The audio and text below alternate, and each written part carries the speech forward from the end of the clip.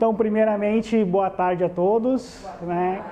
Estamos aí com mais uma edição aí do RE Talk, né? Tivemos anteriormente aí o nosso querido John aí, que muito bem fez uma palestra sobre inteligência artificial, então espero estar à altura da primeira palestra e espero que todos gostem. Então, o tema que eu gosto de falar, como todos sabem, né, é sobre finanças pessoais, é sobre a importância de pensar no futuro, sobre investir com consciência e, claro, equilibradamente, para a gente ter um hoje também saudável, porque a gente precisa, né, estar equilibrado hoje, senão a gente acaba pensando em desistir no meio do caminho.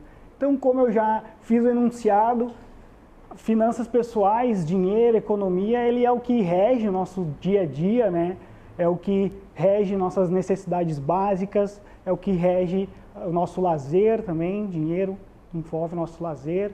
Então a gente tem que fazer um equilíbrio de tudo isso, pensar no futuro e pensar também na nossa aposentadoria, né? Porque o que vai ser de nós na nossa aposentadoria se nós não pensar no nosso futuro? Então, o que é educação financeira? Educação financeira, se a gente for pesquisar, buscar informações sobre ela, a gente vai entender que ela é uma ferramenta, ela é conhecimento que nos capacita de forma que a gente possa gerenciar o nosso capital de modo eficiente e eficaz. Então, quando a gente conversa, né, com amigos, com pessoas que têm mais facilidade em gerir suas finanças, economia, primeiro a gente pensa em perguntar sobre planilhas, sobre aplicativos de gestão, né, de finanças, para poder inserir ali os dados do nosso dia a dia, do que a gente gasta, acreditando que é só matemática, né? Que só matemática vai resolver a nossa vida, que a gente vai inserir os dados ali e que ele vai dizer o que a gente tem que fazer conforme toda a métrica da planilha ou do aplicativo, e que simplesmente a gente vai pegar a sugestão dele e vai seguir, né? Puramente ele falou é isso, vai lá e a gente vai fazer o que a fórmula disse. Mas saber o que a gente precisa fazer não necessariamente tem relação com o que se passa na nossa cabeça quando a gente se propõe a fazer. Porque saber o que fazer não necessariamente a gente irá conseguir fazer, porque passa um turbilhão de emoções no nosso cérebro, né? Porque a gente tem uma experiência de vida, a gente tem uma situação atual, a gente tem emoções, sentimentos, a gente tem histórias que a gente conta para nós mesmos todos os dias quando a gente vai tomar uma ação. Então, o livro A Psicologia Financeira, ela fala que nós, como sociedade, a gente evoluiu na última década em muitas áreas, em campos como engenharia, química, física, que através do tempo, através do conhecimento, da tecnologia e principalmente através da tentativa e do erro, a gente evoluiu, a gente conseguiu tornar mais eficaz, chegar mais fácil no resultado. Só que quando se trata de economia, quando se trata de dinheiro, a gente percebe que mesmo através do tempo, a tentativa e erro não nos torna mais capaz de chegar à vida sem se endividar. Mesmo através de toda a história, a gente não tem mais chance de se aposentar bem, com saúde, se aposentar com a finança saudável, né? Porque não é só matemática, não tem leis como a física que é simples de seguir, é isso, porque a economia em si, ela é gerida também por emoções. O mercado financeiro, ela é gerida por emoções, por o que acontece com as pessoas, com o que acontece com as empresas, e tudo isso, ele é, todos os dias, ele é diferente, ele acontece, ele muda e ele impacta. Então, finanças não é só fórmula, só matemática, não é só entender de taxas que a gente, pronto, resolveu a vida. Tem, em sua maioria, que a gente pode constatar, que é emocional, é mental, é o que se passa na nossa cabeça. Então, o dinheiro, ele está aí no mundo e ele é visto por todos, ele move o mundo. E todo mundo tem uma visão diferente sobre o dinheiro. Todo mundo tem uma experiência diferente com o dinheiro. Porque nós somos milhares de pessoas com vidas diferentes, com histórias diferentes. Então, se fosse só matemática, ela não explica por que as pessoas fazem o que fazem. Agora, a psicologia, sim, porque por trás de tudo que a gente faz, tem sentimentos, emoções, e explica o porquê que a pessoa se alavanca para buscar um sonho, talvez um primeiro carro, mas que talvez naquele momento não fosse necessário se ela fosse seguir pela lógica, ou que naquele momento não coubesse realmente no orçamento se fosse seguir pela lógica. Mas quando se trata de dinheiro, quando se trata de sonhos e desejos, não é só lógica, não é só matemática, porque a matemática não consegue explicar por que um investidor, no momento de crise, ele vende suas finanças com medo de perder o seu dinheiro, porque na lógica, talvez ele teria que avaliar melhor, ele teria que ver se aquilo que está acontecendo não são impactos temporários, mas o que pode estar passando na cabeça dele é o emocional, de ver que aquele dinheiro ali é o dinheiro da aposentadoria dele, é o dinheiro da família dele, é o dinheiro da faculdade dos filhos dele, e a única coisa que passa na cabeça dele é que ele está colocando em risco o futuro dele, o futuro da família dele. Então se torna mais emocional aquela ação do que puramente lógico. Então ninguém é louco, né? Ninguém faz o que faz sabendo das consequências. A gente faz as coisas indiretamente, inconscientemente, com base nas emoções, com base no que a gente conhece de vida, com base no que a gente tem de anseios, desejos. Então, se a gente pegar histórias pelo mundo, a gente encontra a história de um faxineiro americano que trabalhou numa fábrica, ficou viúvo e veio a falecer, e quando ele morreu, simplesmente ele deixou 8 milhões de dólares de herança.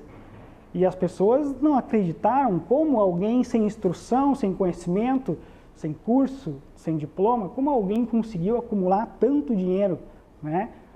Ele conseguiu através do tempo, através de paciência, através de resiliência e talvez um pouco de sorte nas suas escolhas.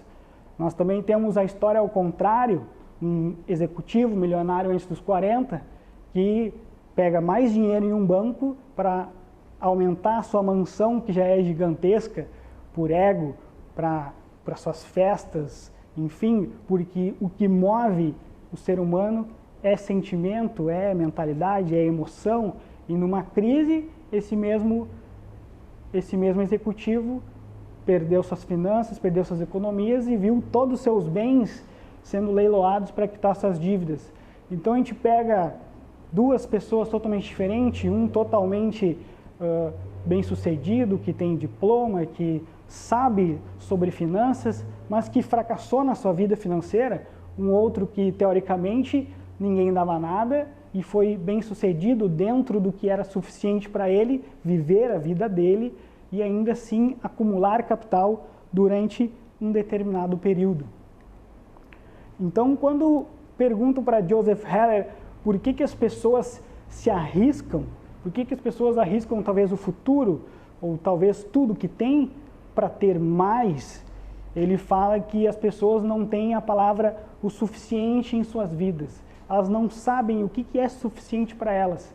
Então, nada é o suficiente. Então, elas estão sempre correndo atrás, elas estão sempre querendo mais, e às vezes nem é necessário, às vezes você alcança aquele algo a mais e não muda nada na tua vida e tu ainda continua buscando mais alguma coisa e talvez em algum determinado momento você coloque em risco o teu futuro, o futuro dos teus filhos. Então, buscar o que é suficiente para mim hoje é muito importante porque ele também nos traz sabedoria de que aqui está bom e que eu não preciso tomar um passo arriscado a mais para fazer alguma coisa. E esse suficiente também, se a gente encontra tanto para hoje, a gente pode buscar um suficiente para o futuro, para a gente poder planejar o que é suficiente para a minha aposentadoria, o que é o suficiente para eu descansar com plenitude, com finanças saudáveis e com saúde, sem arriscar também, meu momento, a minha saúde de hoje, o meu equilíbrio de hoje, porque viver também sempre no sacrifício demais, isso também pode ser cansativo e pode fazer a gente desistir no meio do caminho, principalmente se a gente não consegue vislumbrar o futuro. Então, a gente precisa sair, né, da corrida dos ratos, que é trabalhar, ganhar dinheiro, pagar as contas, ficar sem dinheiro, trabalhar, ganhar dinheiro, né? É engraçado, mas é um círculo vicioso, porque a gente fica naquele mundo, a gente fica fazendo as mesmas coisas. E daí com isso, Albert Einstein fala que é insano a gente querer resultados diferentes, a gente querer sair da roda, mas fazendo as mesmas coisas e querer resultados diferentes. Para a gente conseguir resultados diferentes, a gente precisa fazer coisas diferentes, escolhas diferentes, pensar diferente, olhar para si mesmo e pensar o que eu preciso fazer hoje para mudar o meu amanhã, para mim poder parar essa roda, descer dela e ter a minha liberdade de volta e não viver nesse ciclo sem fim. Então eu te pergunto, para onde você quer ir? Você sabe para onde você quer ir?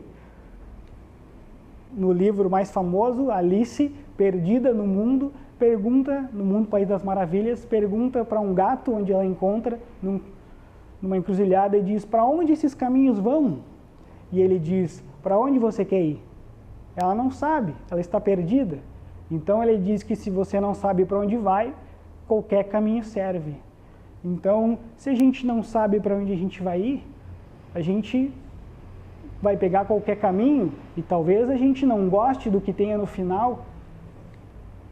Então, precisamos pensar no futuro, daqui a alguns anos, 5 anos, 20 anos, o que o futuro me aguarda, o que o meu eu do futuro vai ter. Eu gosto de pensar que o meu eu do futuro é um Jason que está ali parado, sem renda, sem emprego, e que ele depende de mim, que ele depende do meu hoje, para quando eu chegar lá, eu ter capacidade de me autossustentar, de me ter saúde, tanto financeira quanto alegria. Então, ele depende apenas de mim. E se eu não fizer nada hoje, quando eu chegar lá, eu não vou ter nada. Tem uma série que fala como ficar rico, que na verdade é um consultor financeiro que ele mostra ali algumas consultorias com seus clientes, e o que me chamou a atenção é que ele pergunta para as pessoas o que é uma vida rica para você. Se vocês já pensaram para pensar o que é uma vida rica para vocês, sabendo que vida rica não necessariamente é ser rico, é ser milionário, mas sim uma vida rica que te satisfaça, que te dê prazer de vivê-la, seja ela viajar 3 vezes por ano, sair toda semana com a família, fazer um churrasco todo domingo. Então, quando ele entende o que é a vida rica para aquela pessoa, ele busca estratégias para aplicar na vida da pessoa, para ela sair do ponto A que ela está hoje para o ponto B, que é a vida rica dela. Então, ele mapeia o que a pessoa tem como renda, como trabalho, como perspectivas também de aumentar seus ganhos, e mostra estratégias e tomadas de decisão e também sacrifícios que devem ser feitos para chegar nessa vida rica. E com certeza vai depender de pessoa para pessoa, de quanto tempo e quanto sacrifício cada um vai precisar fazer para chegar nessa vida rica.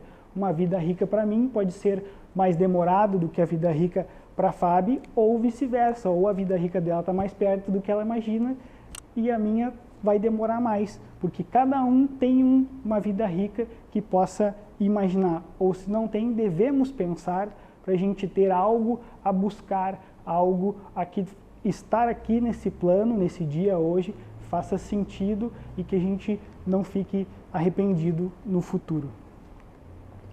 Então, o poder das metas vem de encontro com buscar a vida rica, né? Buscar o que a gente quer alcançar lá na frente, porque sem metas a gente apenas vai viver, e vivendo talvez a gente continue nesse ciclo da roda dos ratos, porque a gente não tem algo a buscar, a gente está aqui, a gente não tem também o que é o suficiente para nós.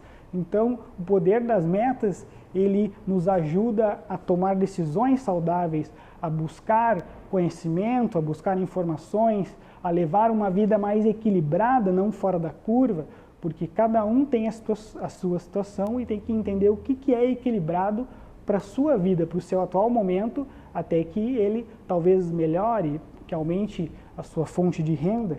Então, as metas elas servem para isso também, para fazer com que a gente mantenha o foco no caminho, porque sem meta, vamos ter o foco para quê? Para que fazer sacrifício? Para que fazer escolhas hoje se eu não tenho objetivo, se eu não tenho meta que vai fazer tudo isso aqui ter, para fazer esse sacrifício ter valor no final? Porque para esse sacrifício hoje ter valor lá no final, eu preciso ver algo que seja satisfatório quando eu chegar lá.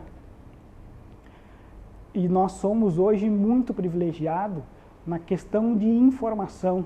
Hoje nós temos a informação na palma da nossa mão. Então a internet ela pode ser boa, como ela pode ser ruim, mas que a gente tome essa ação de torná-la boa. Por que não trazer a internet ao nosso favor para conhecimento, para informação? Então, se a gente buscar informações também, a gente vai ver dados que talvez antigamente nossos pais não tinham informações, como o censo dos últimos 10 anos de a nossa faixa etária, né? A nossa natalidade, a etária do país, que dos últimos 10 anos foi constatado que 50% da população velha aumentou, ou seja, dobrou a nossa população velha. E a população de 0 a 14 anos diminuiu 15%. Então, se a gente olhar perspectivas de futuro, essa pirâmide vai inverter, a base etária vai inverter. E o que isso impacta nas nossas vidas se a gente depender apenas de um único sistema, né? Que é o INSS, que é o que nos promete uma aposentadoria, que é o que nos promete um momento de lazer. Será que realmente, quando chegar a nossa vez, a gente vai poder usufruir desse benefício? Será que realmente, quando eu disser agora eu não quero mais trabalhar, eu vou poder ficar em casa tranquilo, que minhas contas serão pagas, que eu vou poder sair uma vez por semana, fazer um churrasco de domingo? Então, devemos nós deixar a cargo o nosso futuro nas mãos de um sistema público, que já hoje é considerado uma pirâmide fracassada, pois os últimos dados mostram que menos de 3 pessoas contribuem para bancar um aposentado. Então, se hoje menos de 3, quantos vão sustentar daqui 10 anos, daqui 20 anos? Então, a gente tem um cenário de que atualmente 10% da população está aposentado. Desses 10%, 46% já não conseguem pagar as suas contas, depende de filhos, parentes, amigos ou passam necessidade. Outros 33% ainda têm saúde e trabalham para complementar a sua renda. Então, é nesse sistema que hoje já está fracassado que a gente vai deixar o nosso futuro, que a gente vai deixar nas mãos dele a nossa vida? Então, o que eu quero para mim, o que eu quero para o meu futuro, só depende de nós, só depende de nossas decisões hoje que reflete na nossa mente, porque não é puramente matemática, não é puramente cálculo, não é saber as taxas, não é saber, isso importa. Mas como a gente viu, um faxineiro, através do tempo, paciência, ele conseguiu acumular capital dentro da sua vida equilibrada que ele encontrou o suficiente dele. Então, a gente vê que a gente precisa controlar os nossos desejos hoje. E, infelizmente, como diz o homem mais rico da Babilônia, os nossos desejos, eles são como ervas daninhas em nossos corações que crescem. Eles são como uma multidão. Só que a quantidade que a gente vai poder atender cabe na palma da nossa mão. Então, por mais que a gente tente realizar todos os nossos desejos hoje, a gente não vai conseguir. E se a gente tentar e tentar, isso pode nos prejudicar, porque a gente não vai conseguir atender todos os nossos desejos. Então a gente precisa sabiamente escolher pontualmente qual desejo, qual sonho, qual objetivo, o que futuro a gente quer, a gente deve escolher e realizar. Então, as finanças pessoais não é uma coisa nova, tem através dos milênios de formas diferentes, de contextos diferentes, com frases diferentes, mas todas elas trazem para o mesmo caminho, né? Poupar 10% do que se ganha antes mesmo de fazer qualquer coisa, guardar 10% para o futuro. Controlar os gastos, isso aqui a gente ouve, né, em todos os lares, que a gente tem que controlar os gastos, que a gente está gastando demais, que a gente tem que fazer um orçamento. Então, o controle dos gastos, ele não é só cálculo, como eu já falei, ele também tem todo o emocional de uma família, o emocional de um pai, o emocional de uma mãe, os desejos, né, que a gente tem de adquirir coisas, porque também tem a ver com a nossa história, com a nossa infância, com o que a gente teve ou não teve, com o que a gente quer ou não realizar para os nossos filhos. Então, ter uma reserva de emergência, que para muitos talvez, ter um dinheiro parado para emergência, talvez não seja algo que vale a pena, que parece ser louco. Para que ter um dinheiro parado lá só para emergência? Hoje, infelizmente, nós vivemos, né, um estado de calamidade e que ter uma reserva de emergência talvez faria as pessoas dormir melhor, pensando, quando tudo passar, eu ainda tenho a minha reserva que vai poder suprir as minhas necessidades, que eu não vou precisar me endividar, que eu não vou precisar fazer loucuras quando tudo isso passar.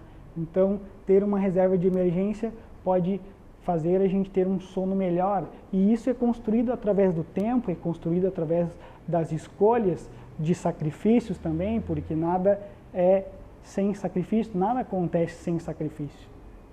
E a reserva de emergência que a gente sempre tem como padrão universal é pelo menos de 6 a 12 meses de custo de vida. Então a gente está falando de um dinheiro alto que vai estar ali parado para quando vir a reserva, para quando vir a emergência e ela virar de qualquer forma, seja ela em alto escalão como a gente está vivendo, ou seja ela em menor escalão, um carro estragado, uma geladeira estragou, às vezes a gente tem aqueles meses que tudo estraga em casa. Então, ter essa reserva de emergência, ela faz a gente dormir melhor, porque a gente sabe que aconteça o que aconteça, a gente vai estar amparado financeiramente, porque financeiro e emoções andam de lado. Financeiro, ele também destrói casamentos, então se a gente não tem uma economia financeira pessoal bem gerida, pode também terminar relacionamentos que impactam no dia a dia. Multiplicar o seu patrimônio. Então aqui é uma missão que nós temos, porque por poupar não vai multiplicar o nosso patrimônio. Se você poupar R$300 todos os meses durante 30 anos, você vai ter mais ou menos uns 100 mil. Agora, se você investir R$300 escolhendo bons ativos, bons investimentos, você vai ter mais de 500 mil. Então, a diferença de poupar e investir, a gente já quintuplicou esse valor final daqui 30 anos. Então, quando a gente fala em multiplicar, a gente fala em buscar conhecimentos, buscar informações. Então, de novo, a gente vai ter que sair da nossa zona de conforto e buscar o que a gente precisa fazer, ou terceirizar, buscando alguém que entenda e que nos ajude a fazer, mas também possivelmente terá um preço. Proteger o seu patrimônio. E aqui a gente tem que proteger de nós mesmos também, porque a gente vai estar construindo ele, então a gente tem que proteger de propostas de pirâmides financeiras que prometem 10% ao mês. Meu Deus, eu vou chegar no 1 milhão em 3 anos. Então a gente tem que saber proteger o nosso patrimônio também dessas sereias de investimento que estão prontas para cantar nos nossos ouvidos e nos afogar, aniquilando o nosso dinheiro, né? Então, aprender a proteger tanto de nós mesmos, também para a gente não ver aquele dinheiro e pensar, e se eu fizesse isso, e se eu fizesse aquilo. Então, a gente precisa manter um foco, um alinhamento e a resiliência de saber que aquilo é para um objetivo, que aquilo é para um fim e agora eu estou vivendo o meio. Aumentar a sua capacidade de ganhar. A gente nunca pode parar de buscar formas de aumentar a nossa capacidade de ganhar. seja ela através de certificações, diploma, seja ela através da experiência, buscando talvez novos empregos que paguem mais pelo que a gente tem como experiência, ou um emprego temporário para que nos ajude a acumular capital durante um determinado período. Então a gente nunca deve parar de buscar conhecimento, parar de buscar formas de aumentar o nosso capital durante determinado período para a gente chegar no nosso objetivo. Então a disciplina é a ponte entre os objetivos e as realizações. Então por isso que o caminho ele é longo, o caminho ele é árduo, então a gente precisa ter resiliência durante o caminho para sair daqui onde a gente está e chegar lá, manter o foco durante o caminho, não sair do rumo. E como eu falei, o primeiro passo está na nossa mente. A gente tem que olhar para nós mesmos, olhar para as nossas emoções, que a gente tem que gerir todos os dias as nossas emoções. Inconscientemente, a gente toma muitas decisões. A gente toma mais ou menos mais de 32 mil decisões por dia. E a maioria inconsciente, para onde a gente vai dobrar, se a gente vai dobrar hoje à esquerda ou à direita, se a gente vai levantar mais cedo ou mais tarde. Então a gente toma muitas decisões, cujo delas é no automático. E a gente precisa tomar mais controle, principalmente das decisões que influenciam os nossos desejos. A gente precisa saber gerenciar esses impulsos que podem nos levar a fazer coisas que talvez depois a gente pense que não fazia sentido, que talvez não precisasse. E eu fico por aqui. Meu muito obrigado. Se alguém tiver alguma pergunta...